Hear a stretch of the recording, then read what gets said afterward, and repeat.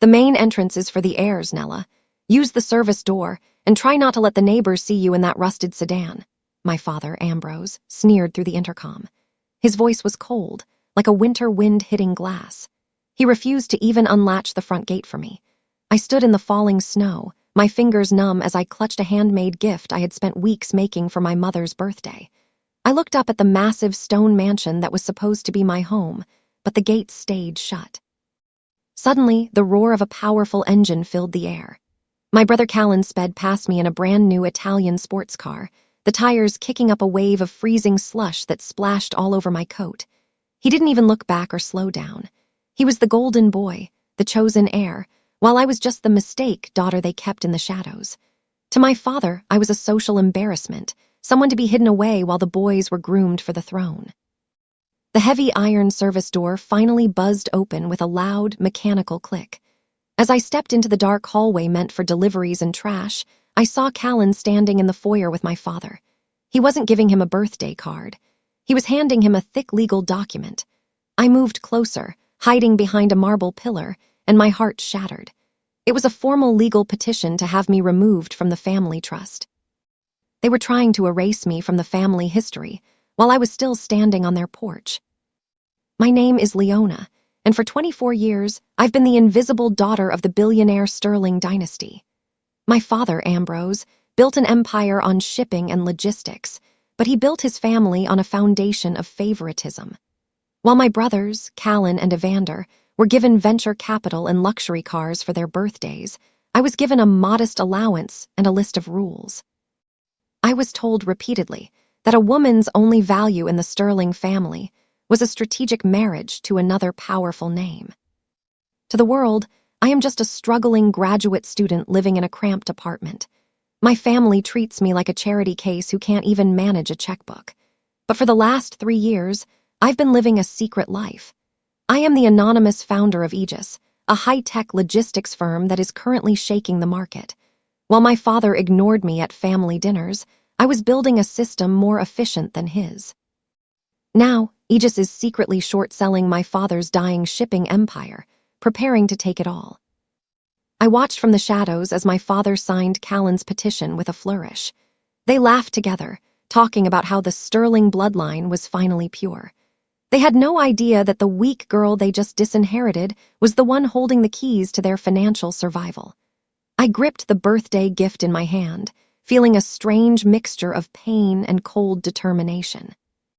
The Sterling men thought they were masters of the universe, but they were about to learn that the person they ignored was the one who could destroy them.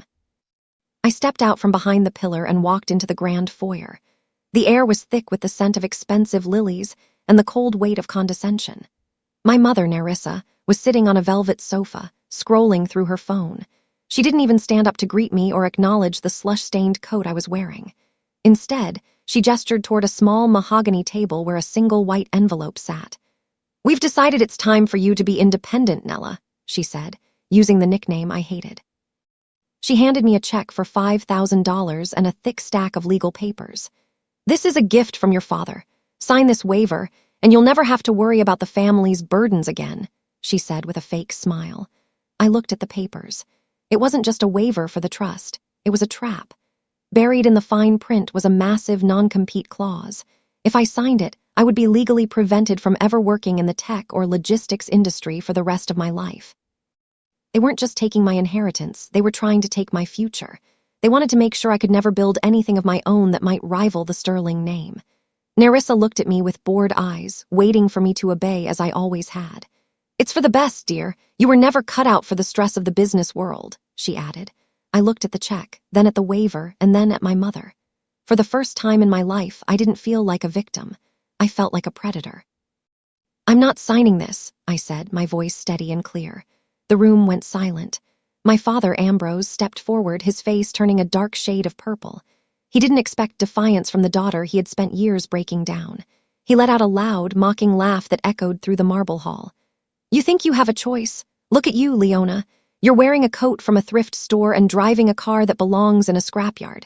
You have nothing." He leaned in close, his breath smelling of expensive cigars. "If you don't sign that waiver, I will make sure you are destitute by Christmas. I've already called every major landlord in this city and told them you are a legal liability. I'll have you blacklisted from every decent job and every social circle. You'll be begging to sign that paper by the time the snow gets deep." He looked at me like I was a bug he was about to crush under his heel. I didn't argue or beg. I simply turned around and walked out the front door, leaving the $5,000 check on the floor. As I got into my rusted sedan, I pulled out an encrypted phone. I called my assistant, Winslow. "Winslow, execute Phase 1 immediately," I said. "We are moving forward with the acquisition of the Apex Plaza building." That was the building where my father's corporate headquarters was located. He thought he was blacklisting me from the city, but I was busy buying the very floor he stood on. A week later, my parents tried a different tactic.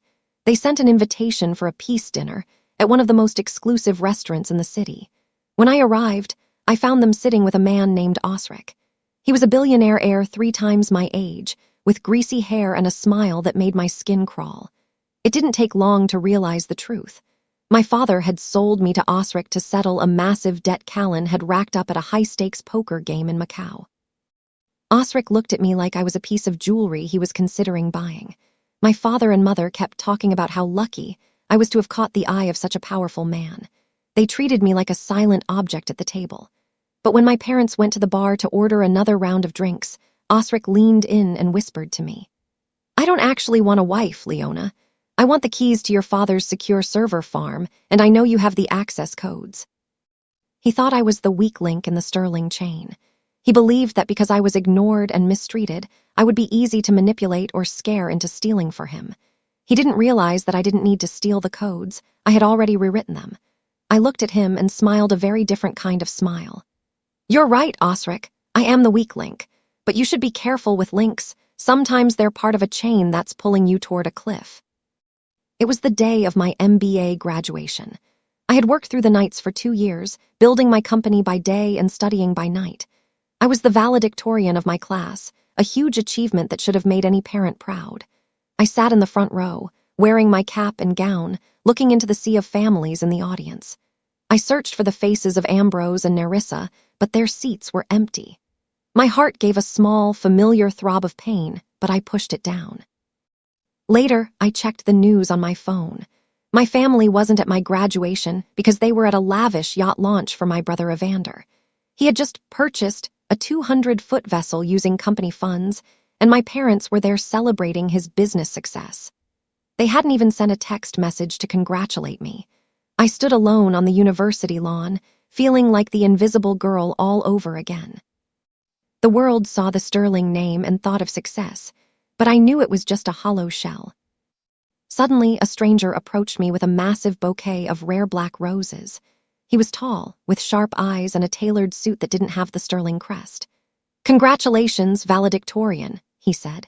His name was Dorian, and he was the CEO of a rival tech firm. He looked at me with a look of pure recognition. "Your family is at a boat party, Leona. They have no idea they're celebrating the end of their era while you're starting yours. I know exactly who you are. I know you are Aegis." The next week, the financial world was rocked by a massive scandal. My father's company, Sterling Global, suffered a sudden and devastating stock drop. The price fell by 30% in a single day. My father went on the news, looking panicked, blaming market volatility and unfair competition. He tried to reassure the investors that everything was fine, but the numbers didn't lie. The empire he had spent 40 years building was starting to bleed out, and he couldn't find the wound. The truth was, I was the one who had opened the vein. I had spent months gathering evidence of Callan's reckless spending. I leaked internal reports to the press showing that Callan had been using millions of dollars from the company's operating budget to buy speculative NFTs and a collection of luxury watches. The reports showed that the Sterling heirs were treating the company like a personal piggy bank.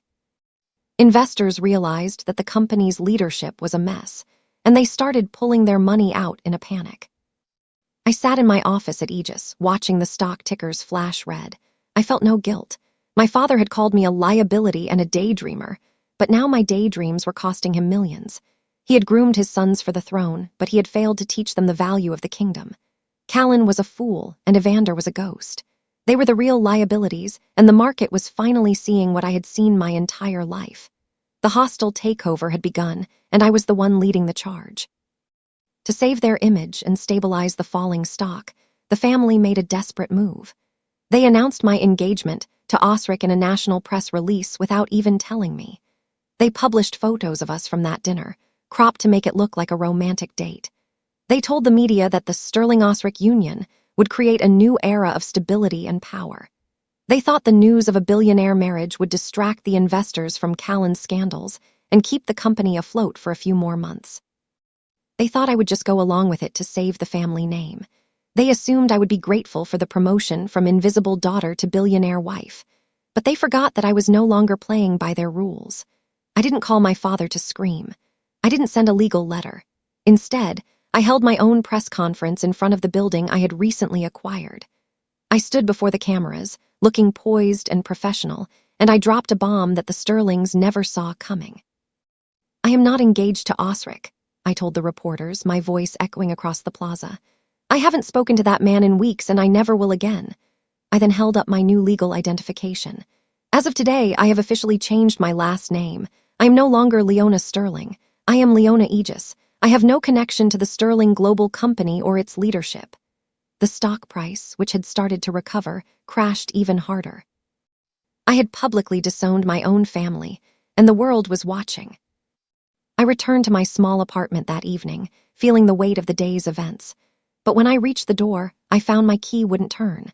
The locks had been changed.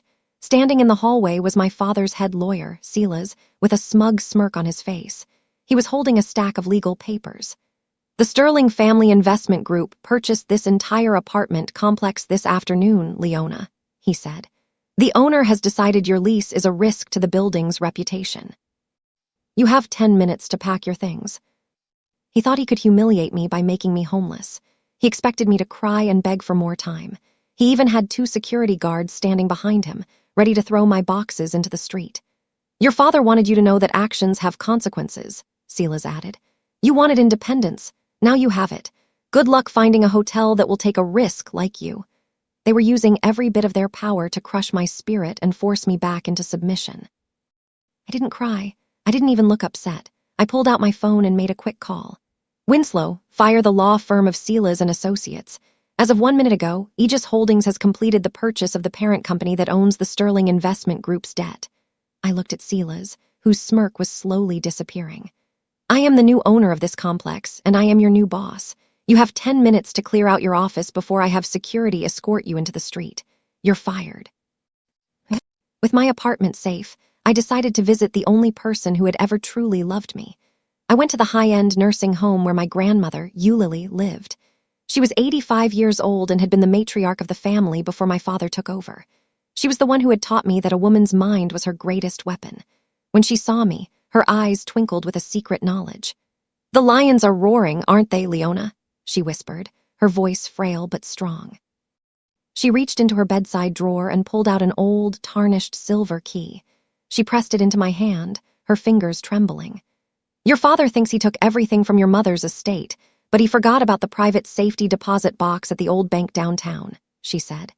"He was too busy looking at the big accounts to notice the small one. This belongs to you now. It's the truth your father has been trying to hide for 30 years. Use it wisely, my brave girl." I went to the bank the next morning and opened the box. I expected to find jewelry or gold bars. Instead, I found a stack of old land deeds and a handwritten letter. The deeds were for the original Sterling estate, the land the mansion and the family's main factories sat on. According to the documents, the land was never actually transferred to my father. It was left to my mother, and then to me. My father had been living on my land and running his business on my property for 3 decades without ever owning it. A few weeks later, I attended a high-profile charity gala.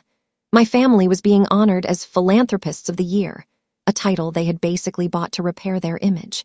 I arrived in a bespoke silk dress that cost more than my father's car. I looked every bit the billionaire I was becoming.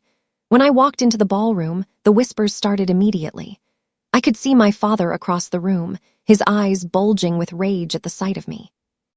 He marched over, followed by 2 security guards he had hired specifically to keep me out. "How dare you show your face here, Nella?" he hissed, grabbing my arm. "This is a night for the Sterling family, not for a traitor like you. Security, escort this woman to the service boat immediately." He was ready to have me dragged out in front of the city's elite. He thought he could still control my movements and my reputation. He wanted to show everyone that I was still beneath him. But before the guards could touch me, the event organizer, Delphine, stepped forward with a microphone. "Wait, Mr. Sterling, you're making a mistake," Delphine said, her voice echoing through the speakers. "We are here to honor our primary donor for the evening, the person who donated $5 million to the Children's Hospital in the Sterling name." She pointed a finger at me. "Miss Leona Aegis is the reason this gala is a success. She is our guest of honor." My father's hand dropped from my arm as the entire room began to applaud. He stood there, frozen, realizing that the daughter he tried to exile was the one paying for his philanthropy. After the gala, my brother Evander approached me in the private garden. He looked nervous, his eyes darting around. He didn't have his usual smug attitude. "Leona, we need to talk," he whispered. "I'm scared. Callan and Dad are going crazy. They're planning something big to stop you. They've been meeting with some shady lawyers." He seemed like he was finally waking up to the truth. He confessed that they were planning to frame me for the company's recent financial discrepancies, claiming I stole the money before I left. He told me he wanted to help me, that he didn't want to see me go to prison. He acted like the concerned brother I had always hoped for. "I can get you the documents you need to prove it was Callan," he said. He reached out and touched my shoulder, his voice full of fake emotion. I looked at his jacket and saw a tiny, blinking light under his lapel. Evander wasn't there to help me. He was wearing a wire. He was trying to get me to admit to crimes I didn't commit so they could use the recording against me. I felt a wave of cold disgust. My own brother was trying to send me to jail to save himself and my father. They were so desperate to keep their power that they were willing to destroy my life completely. I looked Evander right in the eye and leaned in close, as if I were going to whisper a secret. "I know you're recording, Evander," I said softly. "But you should know that I'm the one who designed the software for that wire, and I've already decided what the audience is going to hear." I used my tech skills to trace the signal from Evander's wire back to my father's private office in the mansion. I didn't just block the signal, I took over the frequency. I had a library of audio clips of my brothers and father talking from the hidden mics I had placed in the mansion months ago. I programmed a digital loop so that anyone listening to the wire would hear me confessing to things that were physically impossible, like stealing gold from a bank that didn't exist or hacking a satellite that was already retired. While my father and Callan were distracted by the nonsensical confession coming through the speakers, I used the backdoor I had built into the mansion's server to do some real work. I began downloading every piece of evidence of their actual tax evasion and money laundering. I found the hidden files showing where they had moved the company's pension funds to cover their losses. I found the emails where they discussed forging my mother's signature on the trust documents. It was a goldmine of criminal activity, and they were too busy laughing at my fake confession to notice. By the time the loop finished, I had a complete digital record of every crime the Sterling men had committed in the last 10 years. I sat in my office, watching the progress bar reach 100%. They thought they were playing a game of cat and mouse, but they didn't realize the mouse had rewritten the rules of the house. I had the real evidence now, and it was only a matter of time before the world saw it. The Sterling dynasty was no longer a kingdom. It was a crime scene, and I was the lead investigator. A week before Christmas, I received an email with the subject line, "An olive branch." It was from my father's personal account. He wrote that he was tired of the fighting and that he wanted the whole family together for the holidays. He invited me to the family's private island in the Caribbean for a traditional Sterling Christmas. He said he wanted to apologize and discuss how we could move forward as a united family. It sounded like the message I had been waiting to hear for 20 years. But I wasn't the naive girl I used to be. I knew it was a trap. My security team, led by a man named Thorne, discovered that my father had hired a private security firm to meet us on the island. Their orders were to seize my laptop, my hard drives, and any other evidence I had as soon as I stepped off the plane. They wanted to get me into international waters where the laws were different and they could use force without being noticed. It was their final, desperate play to erase the evidence and keep their empire. I replied to the email and accepted the invitation. I told him I would meet them at the private airport on Christmas Eve. My father replied instantly, sounding relieved and happy. He thought he had finally won. He believed that the promise of a family Christmas was enough to make me forget the years of abuse and betrayal. He was preparing his trap, but he didn't realize that I was bringing a much larger cage. Christmas was going to be a night of surprises, but not the kind he was expecting. Day arrived. The Sterling family was at the local executive airport, boarding their gold-plated private jet. Callan and Evander were already on board sipping champagne, while my father stood on the stairs, looking around for me. When he saw me walking toward the tarmac, he let out a loud, mocking laugh. "Did you come to beg for a seat on the plane, Leona?" he shouted over the noise of the engines. "I told you, the guest list is for family only. If you want to come, you'll have to sign that waiver first." He thought he had me cornered. He believed I had no way to get to the island without his help. He gestured to the empty seat next to him, a cruel grin on his face. "This is your last chance to be a Sterling," he added. "Don't be a fool." The paparazzi were there, taking photos of the billionaire family leaving for their holiday. My father looked like the king of the world, and he wanted everyone to see me standing on the ground, left behind once again. Suddenly, a massive, sleek, matte black Gulfstream jet descended from the clouds and landed on the runway next to theirs. It was twice the size of my father's jet and far more advanced. The engines roared with a powerful hum as it came to a stop. The door opened, and the pilot, Caspian, stepped out and gave me a deep, respectful bow. "Your jet is ready, Ms. Aegis," he said. The crowd of reporters gasped. I walked past my father without a word and boarded my own plane. I looked back and saw his jaw hit the floor. My jet arrived at the private island an hour before my father's did. When I stepped off the plane, the island staff was already waiting for me. My mother, Nerissa, had sent them specific orders to treat me like a guest, not an heir. She wanted me to feel like an outsider even in my own family's home. The staff leader, a woman named Lark, stood at the end of the dock with a list of house rules my mother had written. She was supposed to tell me which guest room I was allowed to use. But Lark didn't read the list. She walked up to me and handed me a set of master keys. "Welcome home, Ms. Aegis," she said with a smile. "The staff has been briefed. We are all following your orders now." My mother's orders had been ignored completely. The staff knew that the island's ownership had changed hands weeks ago. They knew that the Sterling Island was now owned by a company called Aegis Global. I had been paying their salaries and improving their living conditions for a month. When my father and brothers finally arrived at the mansion, they were fuming. They found me sitting in the grand library, drinking a cup of tea. My mother started screaming at the staff, demanding to know why her bags hadn't been taken to the master suite. Lark just looked at her and said, "I'm sorry, ma'am, but that suite is reserved for the owner." My father turned a bright shade of red. "I am the owner," he bellowed. I just took a sip of my tea and looked at him. "Actually, Ambrose, you should check the property records. I bought the island last month." Christmas Eve dinner was served in the grand dining room. The atmosphere was suffocating. My father sat at the head of the table, trying to maintain his dignity while my brothers looked at their plates in silence.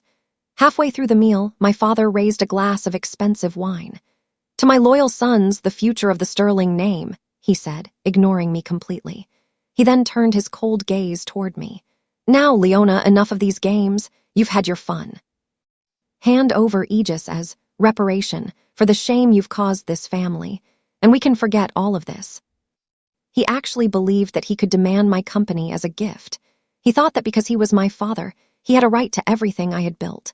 He told the table that a girl's company was just a hobby and that it needed a man's leadership to survive the market. He promised to give me a small percentage of the profits if I was good. My brothers nodded eagerly, already imagining how they would spend my money. They were vultures waiting for a carcass that was still very much alive. I stood up and looked around the table at the people who had tried to erase me. "I'm not giving you Aegis, Ambrose," I said, my voice like ice. "In fact, I have a gift for you." I pulled out a tablet and showed them the latest market report. "Aegis already owns 51% of Sterling Global. I've been buying up the shares your sons sold to cover their gambling debts and yacht launches. I don't work for you, Ambrose. I am your boss. And as my first act as majority owner, I'm calling for a complete forensic audit of your personal accounts." The room went deathly silent. My mother, Nerissa, suddenly burst into tears. She tried to play the role of the victim, claiming she only treated me harshly to toughen me up for the real world. She said she always knew I was the smart one and that she was protecting me from my father's temper. She reached across the table to grab my hand, her face a mask of fake motherly love. "I did it for you, Leona. I wanted you to be strong enough to lead. We can be a team now, you and I." I pulled my hand away and looked at her with pure disgust. "I have something for you too, Mother," I said. I tapped a button on my tablet, and a recording began to play through the room's speakers. It was from 10 years ago, a hidden recording of a conversation in the library. In the video, Nerissa was telling my father to ignore the girl and keep me away from the business meetings so I wouldn't get ideas about the inheritance. She told him to make me feel small, so I would never challenge his authority. The recording was the final proof of her betrayal. She wasn't a victim. She was a co-conspirator. She had actively worked to destroy my confidence and my future to protect her own status. The fake tears dried up instantly, and her face turned into a mask of pure coldness. She realized that I had heard every word of her plan. She had no more lies to tell and no more daughter to manipulate. I stood there, looking at the two people who were supposed to love me, and I felt absolutely nothing. My father realized the walls were closing in, tried to call his team of lawyers back on the mainland. He wanted to file an emergency injunction to stop the audit and freeze my assets. He grabbed his satellite phone and started dialing frantically. But when he pressed the call button, nothing happened. He looked at the screen, which showed a no-signal error. "The phone is dead," he shouted. He tried to log into his laptop, but the internet was completely cut off. He stood up and pointed a shaking finger at me. "What did you do? You can't cut us off. This is kidnapping," he screamed. I just sat back in my chair, perfectly calm. "I'm the one who controls the satellite system for this island, Ambrose. I bought the service provider last week. You can't call your lawyers, you can't move your money, and you can't leave. The only person you can talk to is the gentleman waiting in the foyer." I gestured toward the double doors of the dining room. The doors opened, and a man in a sharp suit walked in. It wasn't one of my security guards. It was Beckett, a senior federal investigator who had been tracking the Sterling family's tax evasion for years. He held up a badge and a stack of warrants. "Ambrose Sterling, you and your sons are under investigation for massive financial fraud and money laundering," Beckett said. "I'm here to take your statements and seize your digital devices. You are currently in a lockdown situation until the transport ship arrives." Callan, the brother who had splashed slush on me and tried to disinherit me, went into a total panic. He realized that prison was a very real possibility. While my father was arguing with Beckett, Callan slipped out of the dining room and ran toward the docks. He thought he could escape the island and disappear before the authorities caught him. He jumped onto a high-speed jet ski and started the engine, the roar of the machine echoing across the quiet water. He sped away from the island, heading toward the open ocean. He looked back and let out a triumphant shout, thinking he had finally outsmarted me. He was about 100 yards out when the jet ski suddenly sputtered and died. The engine cut off completely, leaving him bobbing in the dark water. He tried to restart it, but the screen on the dashboard flashed a message. "Remote kill switch activated." He was stuck in the middle of the bay, with no way to move and the tide starting to pull him further out.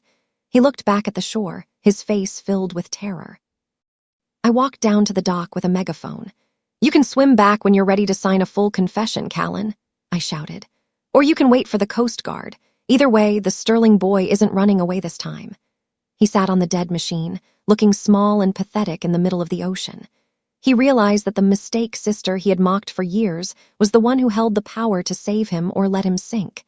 He finally started paddling back, his pride completely broken.